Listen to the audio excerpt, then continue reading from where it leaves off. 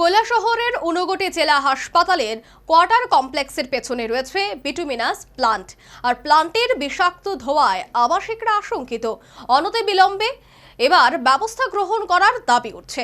উপরন্তু কি করছে প্রশাসন, এমন প্রশ্ন উঠছে।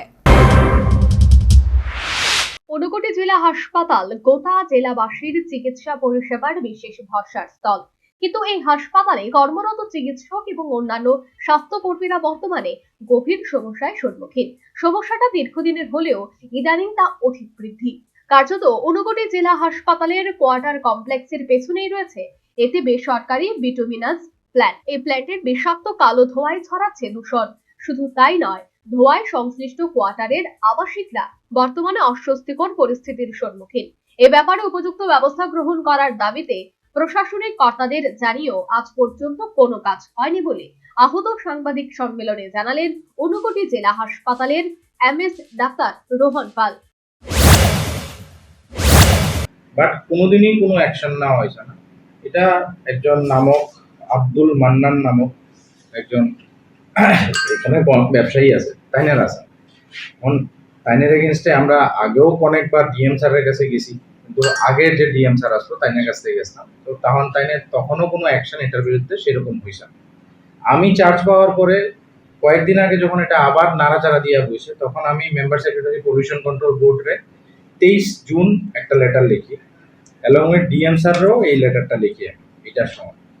তো 23 জুনে যখন লেটারটা লেখা হয়েছে, এরপরে পলিউশন কন্ট্রোল বোর্ড নৈরাচৈরা বইরা তারা ক্লোজার অর্ডার একটা তার এগেনস্টে বানাইছে, জানেন যে হটমিক্স প্ল্যান্টের এগেনস্টে বানাইছে। তো এটার সাইনিং হয়েছে 1/7/2025-এ।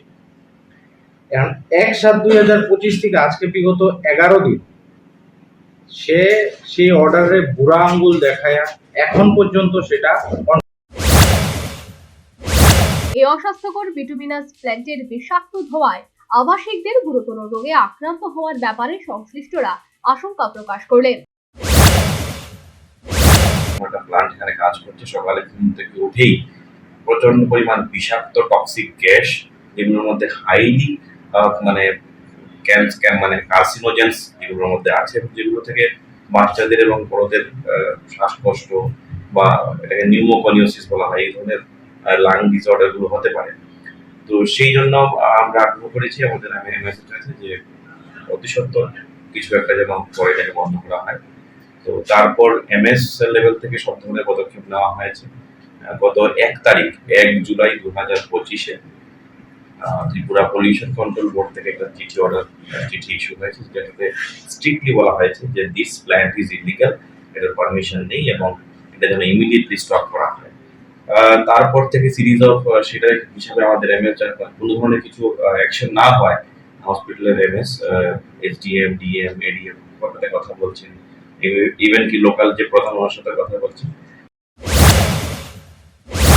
এই পরিস্থিতিতে সংশ্লিষ্ট কোয়ার্টার কমপ্লেক্সে বাস করা বিপজ্জনক বলে সংশ্লিষ্ট চিকিৎসক এবং অন্যান্য স্বাস্থ্য কর্মীদের অভিমত।